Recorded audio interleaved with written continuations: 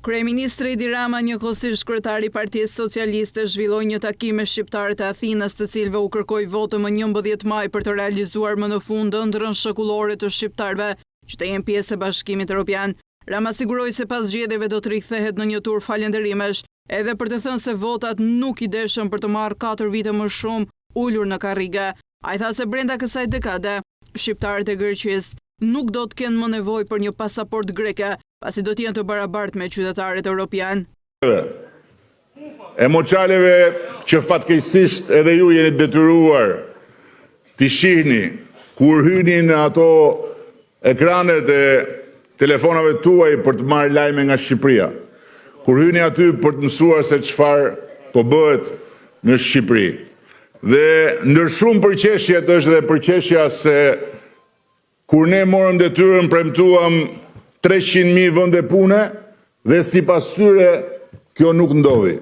Mirë po, mjafton që të shikosh regjistrat e shtetit aty ku në fakt të punësuarit janë të regjistruar me emër dhe mbiemër, aty ku burojnë edhe të ardhurat nga tatimet mbi pagën, dhe kur ne morëm detyrën aty ishin 1.023.000 shqiptarë dhe shqiptare që figurojnë të punësuar. Ndërkohë që në regjistrin e pagave dhe të kontributeve të Republikës Shqipërisë sot janë 1.327.000. Tani, ne e dim të gjithë që Këneta ka probleme të rënda me aritmetikën.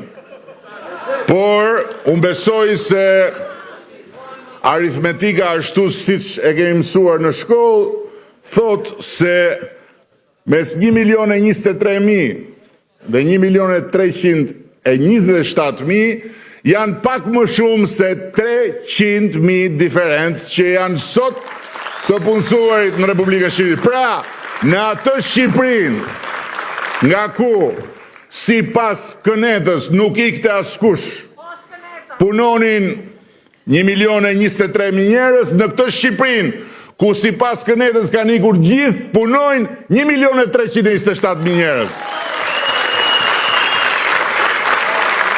Sigurisht që Shqipëria është një vend nga ku njerëzit bëjnë zgjedhjet e tyre të lira dhe patjetër largohen në destinacione të tjera, një pjesë e tyre për një jetë më të mirë.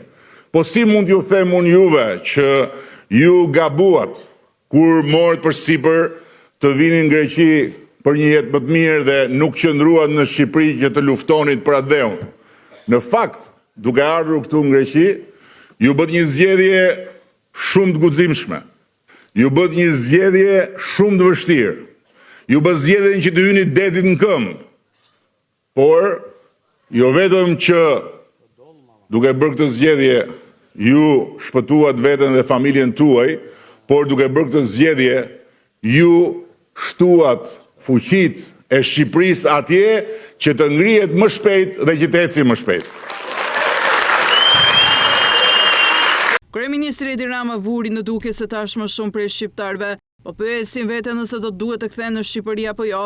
Rama tha se jemi këtu së bashku pikërisht për ta ngjitur edhe shkallën e fundit dhe për të bërë njësh këtu me këta dhe të gjithë europianët e tjerë në vendet e BE-s, duke u bërë edhe në pjesë e familjes dhe duke ulur në sofrën e përbashkët të familjes së Bashkuar Evropiane, si të barabartë mes të barabartësh.